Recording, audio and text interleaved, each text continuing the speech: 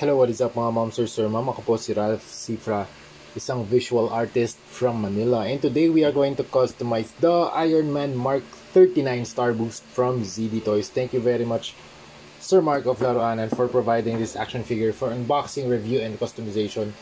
Yan. So order kayo kay Sir Mark kung gusto nyo ng Star Boost. Plus 1 na kayo for 1,200 pesos only. Okay? Ang gagawin natin dito, first step ay sprayan natin ng flat clear na top coat. Okay? Tapos gagamitin tayo ng mga alligator clips para mahawakan yung mga additional accessories for spray painting.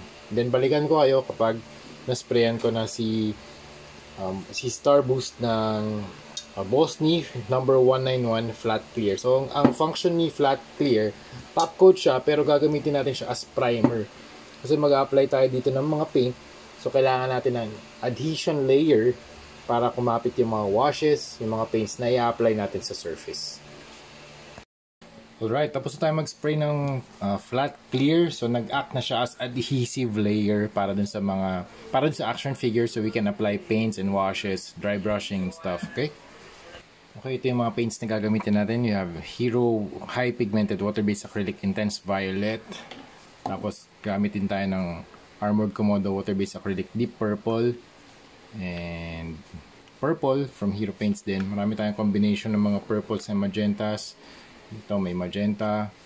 Then you have deep blue, cobalt blue. Sa warm tone naman, ito meron pa tayong magenta from Hero Paints.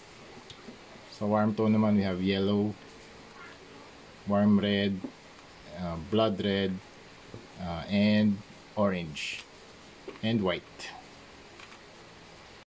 Alright, first step, pwede tayo mag-apply ng base coat using Intense Violet from Hero Paints.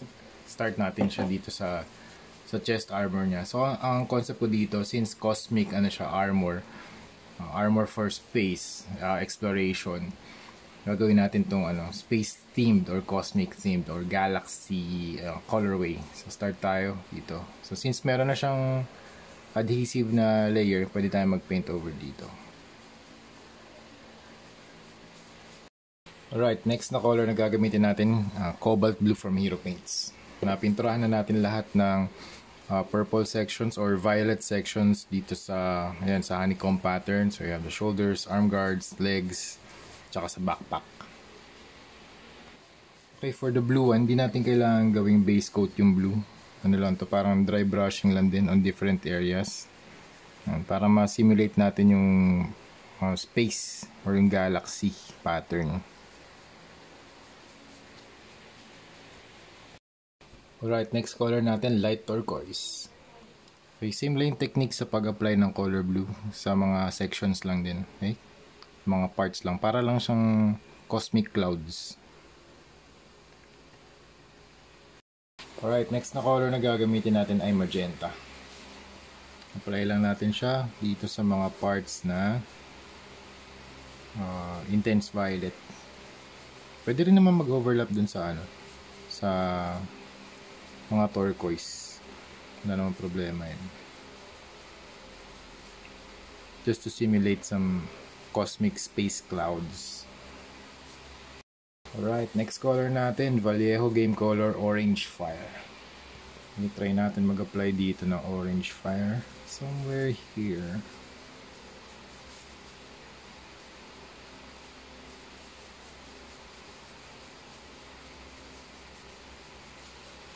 Right, next naman natin, lemon yellow from Hero Paints. Okay, medyo magdi-detail na tayo rito. Nagawa tayo ng mga shapes. Usually lalagay lang natin dun sa may mga orange na areas. Right, next gamit tayo ng white primer tsaka ng sponge para makapag-add tayo ng mga stars. Okay, try natin dito sa chest.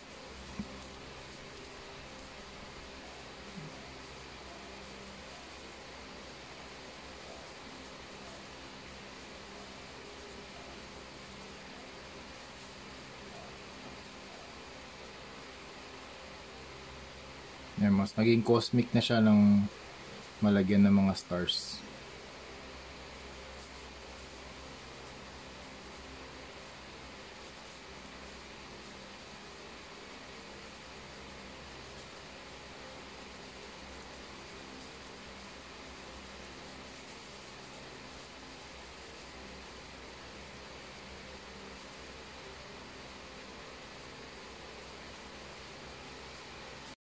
And next, gamit tayo ng Vallejo Metal Color Airbrush Color Gunmetal Gray for dry brushing.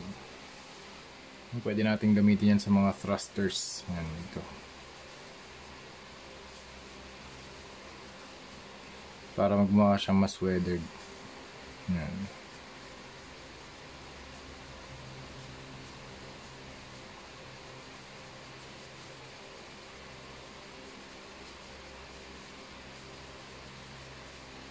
Alright, next, gamit tayo ng Pilot Twin Marker para makapag-add tayo ng details. Tulad nito dito sa knee, pwede tayo mag-add ng battle damage dito.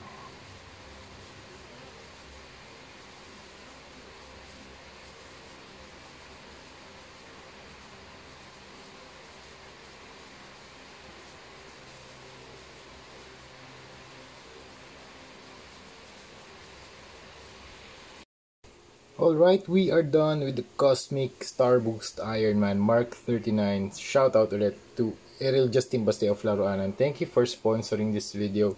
Super cool na Iron Man armor. Yung Star Boost na armor, yung Mark 39. Kung gusto nyo makabili ng stock nun, it's only 1,200 pesos. Pero kung gusto nyo magpa-customize sa akin, it's $150. Okay? So yun, ito yung front details. Kinulayan ko na rin yung eyes and the arc reactor. Then ito yung mga space na clouds, cosmic gases, space dust. There you go. And yun, dito na rin yung legs. Wala namang nabago sa articulation, ganun pa rin. Yan, ganun pa rin siya, no problem. Same. Hindi naman humigpit or loose. Na-extend pa rin yung torso. Yan. Painted pa rin yung torso sa loob, and then you can have swivel. Yan. Ano pa rin siya, butterfly joint pa rin siya dito. And sa likod, sayang nga, hindi natatanggal yung backpack at maganda sana kung natatanggal. Painted din yung booster packs. So, para siyang merong ano dito, mas highlighted na part. Okay? So yun, that's it. So yun, thank you very much. Ang gagawin na lang natin dito, lalagyan na lang natin ng top coat. Okay? Ang top coat na gagamitin natin, same as ng primer, flat clear from Bosni. Okay, so yun, thank you very much for watching and see you sa next video. Bye bye!